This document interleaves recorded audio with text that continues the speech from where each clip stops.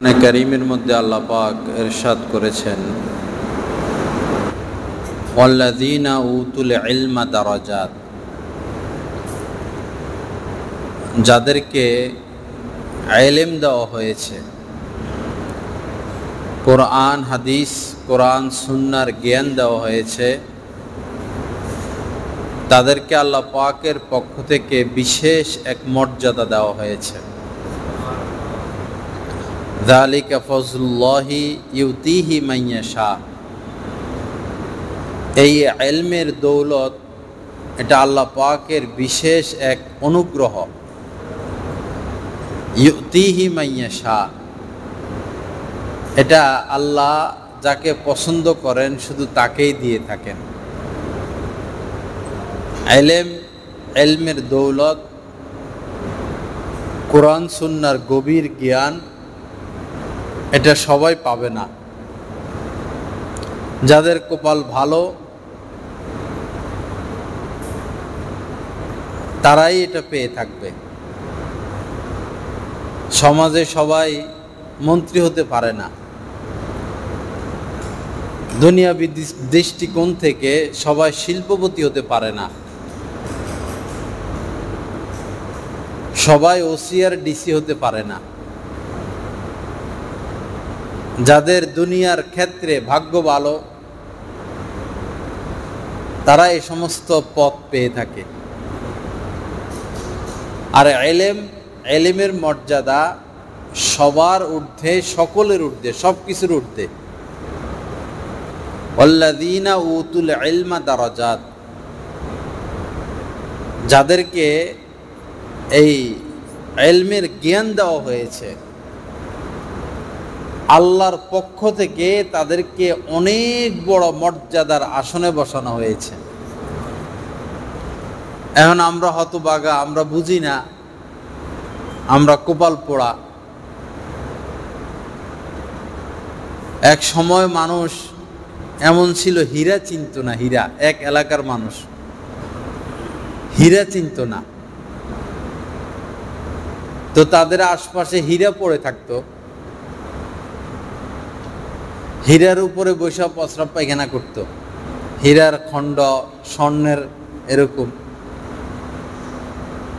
তো এক টুকরা হীরার দাম তো কত বেশি, কিন্তু তারা হীরার উপরে বসে প্রস্রাব পায়খানা করে, কারণ হীরা চিনে নাই।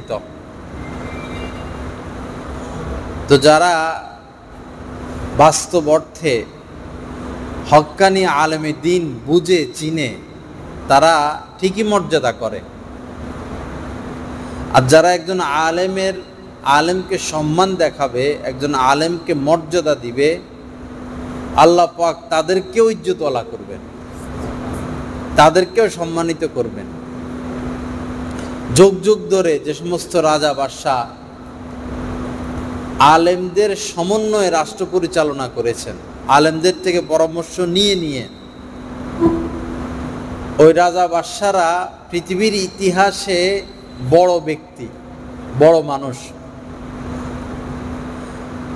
আবার অন্য পক্ষ যারা যুগ যুগ ধরে এমন রাজা বাদশাহ যারা আলেমদের উপর জুলুমি করেছে,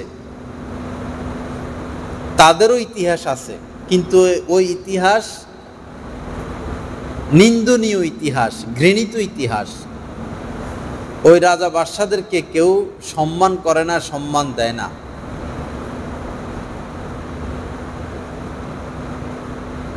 তো এটাই বাস্তব কথা।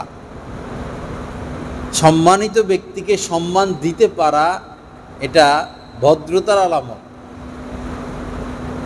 আর যারা এই সম্মান দেয়, আলেম ওলামাদের সাথে সম্পর্ক রাখে, উঠা বসা করে, তারা নিজেরাই অনুভব করতে থাকে যে আমাদের মধ্যে পরিবর্তন আসতেছে। বর্তমানে পরিবর্তনের সবচেয়ে বড় রাস্তা, খোলা রাস্তা এটা।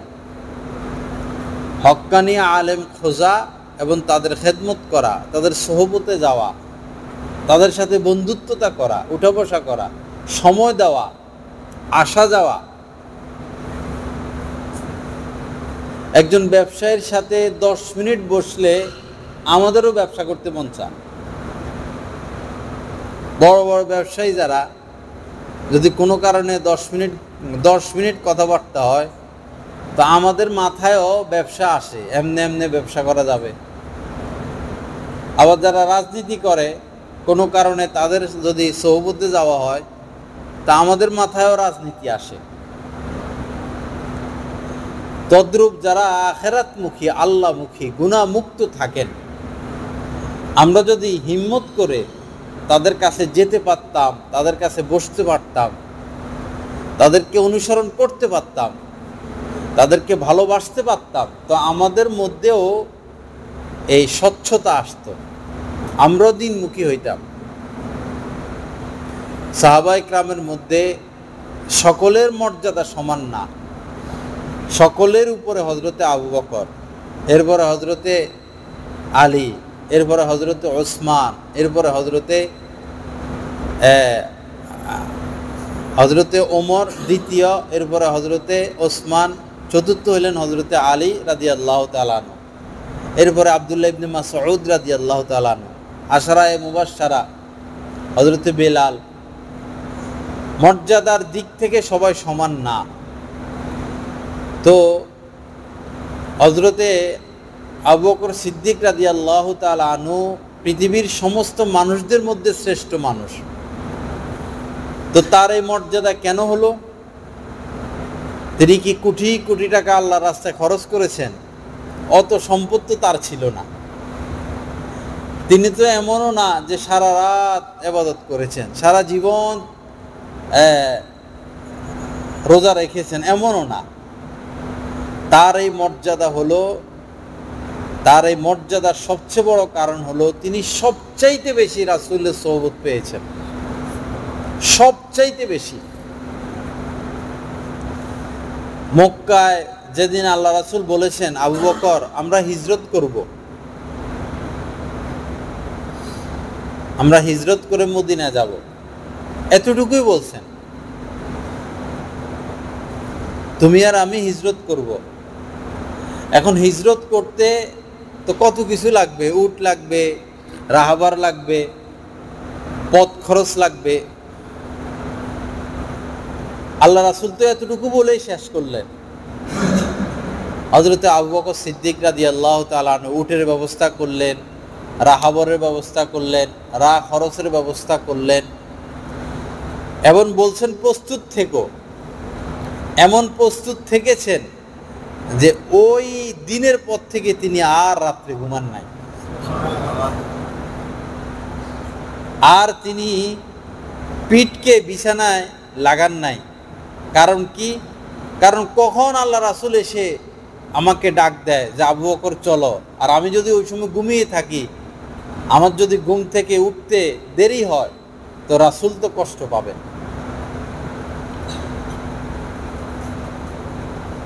তো হযরত আবু বকর সিদ্দিক রাদিয়াল্লাহু তাআলা আনহুর এই মর্যাদা অধিক দান সদকা, অধিক ইবাদতের কারণে নয়, অধিক সান্নিধ্যের কারণে, অধিক খেদমতের কারণে। দিল দিয়ে আল্লাহ রাসূলের খেদমত করেছেন। সর্বোচ্চ সর্বকিছু যা ছিল সব আল্লাহ রাসূলের জন্য তিনি ব্যয় করেছেন। আল্লাহ রাসূল এই কথা বলেছেন, কোটি অনেক বেশি খরচ তো করেছেন হযরত ওসমান, আরো অন্যান্য সাহাবারা বাগানকে বাগান দিয়ে দিয়েছেন। তাবুকের যুদ্ধে 1000 উট নাকি 100 উট, 1000 উট হযরতে ওসমান রাদিয়াল্লাহু তাআলা আনহু দান করছেন। বর্তমানে 1000 প্রাইভেট কার। হযরতে আবু বকর সিদ্দিক রাদিয়াল্লাহু তাআলা আনহু তো অত সম্পদ ছিল না, কিন্তু যা ছিল, যতটুকু ছিল দ্বীনের জন্য সবটুকুই তিনি খরচ করেছেন। আবার আল্লাহ রাসূল এও বলেছেন যে আবু বকরের মালের দ্বারা আমি সবচেয়ে বেশি উপকৃত হয়েছি। অথচ খরচ করছেন কম, দিয়েছেন কম, কিন্তু উপকৃত তিনি বেশি হয়েছেন। উপকৃত তার মালের দ্বারা আল্লাহ রাসূল বেশি উপকৃত হয়েছেন। এভাবে সহযোগিতা, যুদ্ধের ময়দানে যখন তুমুল যুদ্ধ চলত, হযরত আবু বকর সিদ্দিক তখনও রাসূলের আশপাশে থাকতেন। যুদ্ধের অবস্থায়ও, হিজরতের অবস্থায়ও সাথে ছিলেন। কোরআনে আছে কথা, কোরআনে আবু বকর রাদিয়াল্লাহু তাআলা আনহুর আলোচনা আসছে, সোহবতের আলোচনা। যুদ্ধের ময়দানে সাথে সাথে থাকতেন, কোনো দিক থেকে আল্লাহ রাসূলের উপর যেন হামলা না আসে। তো এক যুদ্ধে তিনি অগ্রসর হয়ে যাচ্ছেন সামনের দিকে যুদ্ধ করতে করতে, আল্লাহ রাসূল বাধা দিচ্ছেন যে তুমি আমাকে ছেড়ে তুমি দূরে যেও না, তোমার দূরত্ব এটা আমি সহ্য করতে পারবো না। তো কতটা ভালোবাসা হযরত আবু বকরের সাথে ছিল, কতটা তিনি ভালোবেসেছেন হযরত আবু বকরকে, আর হযরত আবু বকর কতটা আল্লাহ রাসূলকে ভালোবেসেছেন। নবী হওয়ার আগ থেকেই তাদের উভয়ের বন্ধুত্বতা, নবী হওয়ার আগ থেকে। আজ আমরা বন্ধু গ্রহণ করি নেতা ফেতা সন্ত্রাস, নেতা ফেতা সন্ত্রাস মাস্তান, এদের তোষামোদী আমরা করি। এদের তোষামোদী করা এটা তো বোঝা যায় যে আমি কোনো কুকর্মে আছি, খারাপ কাজে আছি। এদের তোষামোদী করি যেন এদের মাধ্যমে আমি উদ্ধার হতে পারি, না হলে কেন তাদের তোষামোদী করা হবে, কেন তাদের সাথে বন্ধুত্ব করা হবে? তারা তো আমাকে পাপের দিকে টেনে নিবে। রাসূল তো নিষেধ করেছেন তাদেরকে বন্ধুরূপে গ্রহণ করতে। বাকি একটা হলো তোষামোদী, আর একটা হলো দ্বীনের দিকে ডাকার জন্য হিকমত, যে অমুক ব্যক্তি দুনিয়ার লাইনে সে বড়, তাকে যদি দ্বীনের পথে আনা যায় দ্বীনের কাজ হবে, বেশি কাজ হবে। ওই ক্ষেত্রে কিছু হিকমত অবলম্বন করা যাবে, কিন্তু দুনিয়ার স্বার্থে তাদের পা চাটা এটা উচিত না।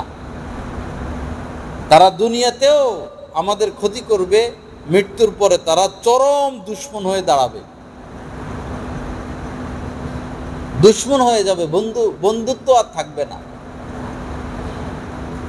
তো সবচেয়ে বেশি মর্যাদা দিতে পেরেছেন আবু বকর সিদ্দিক আল্লাহ রাসূলকে, এজন্য তার মর্যাদা সবচেয়ে বেশি।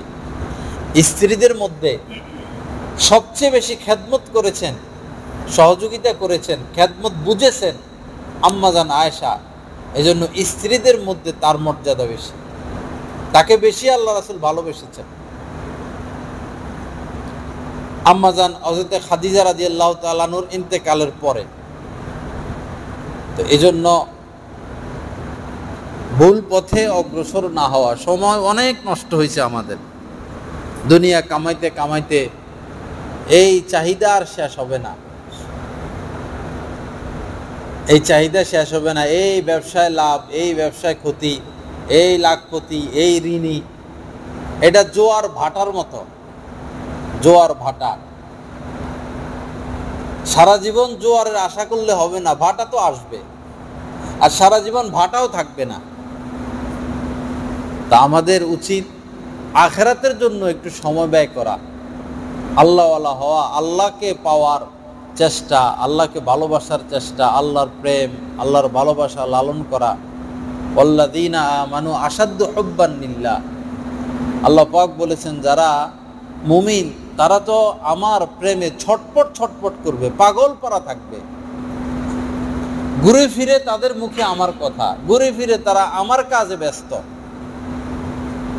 আমার শায়েখ দামাত বারাকাতুমকে আমরা দিনরাত দেখি, আল্লাহর কথা ছাড়া আর কোনো কথা নাই, একই কথা, একই কাজ, একই মিশন, একই জিন্দেগি, আল্লাহর প্রেম, আল্লাহর ভালোবাসা।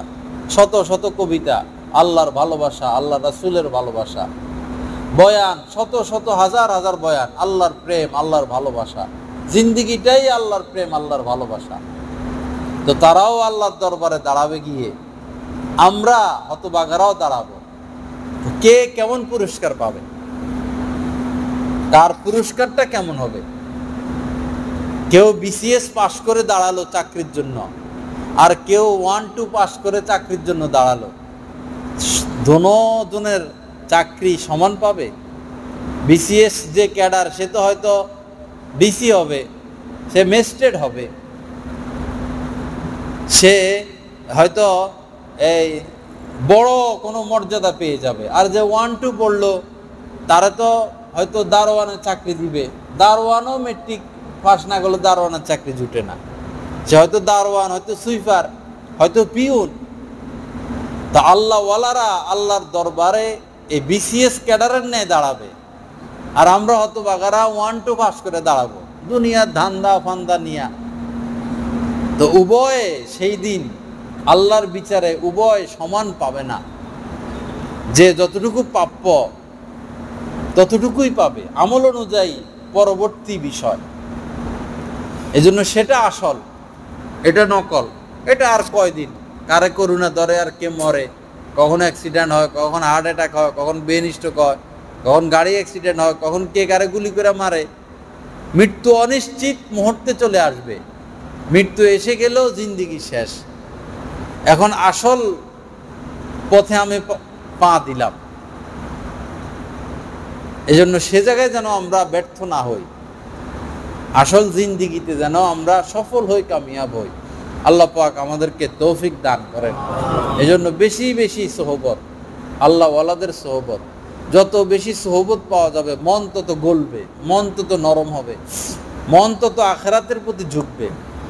আর যত সোহবত থেকে দূরে সরা হবে, তত এই পাপের সাথে লিপ্ততা বাড়বে, দুনিয়ার সাথে লিপ্ততা বাড়বে। এটা প্র্যাকটিক্যাল কথা, অভিজ্ঞতার আলোকের কথা এবং কোরআন সুন্নাহর কথা। আল্লাহ পাক জাল্লা জালালু আমাদেরকে এই কথাগুলোর উপর আমলের তৌফিক দান করেন। আল্লাহ পাক আমাদেরকে ইসলাম নসিব করেন, আল্লাহ পাকের ভয় নসিব করেন, আল্লাহ পাকের মহব্বত নসিব করেন। আজীবন আল্লাহ ওয়ালাদের সাথে জুড়ে থাকার তৌফিক দান করেন। হযরতে ফজলুর রহমান গাং মুরাদাবাদী রহমতুল্লাহ আলাই অতীত জামানার একজন বড় আলেম ছিলেন, অনেক বড় আলেম, যার সোহবতে হযরত থানবী রহমতুল্লাহ আলাইও যাইতেন। হযরত থানবী রহমতুল্লাহ আলাই এত বড় মানুষ, তিনি তার সোহবতে যাইতেন ছাত্র জীবনে। তো ফজলুর রহমান গাং মুরাদাবাদী বলতেন এই কথা যে আমি যদি জানতে পারি আজকের রাত শবে কদরের রাত, শবে কদর রমজানের শেষ দশকে যেটা পাওয়া যায় শবে কদর, উনি বলেন যে আমি যদি জানতে পারি আজকের রাত শবে কদরের রাত, তো সারা রাত শুধু এক দোয়াই করব, আমি সারা রাত একটা দোয়াই করব, আল্লাহ আমাকে তোমার কোনো ওলি আল্লাহর সোহবত মিলাইয়া দাও, আমাকে কোনো আল্লাহওয়ালার সোহবত মিলাইয়া দাও। এক দোয়াই আমি সারা রাত করব।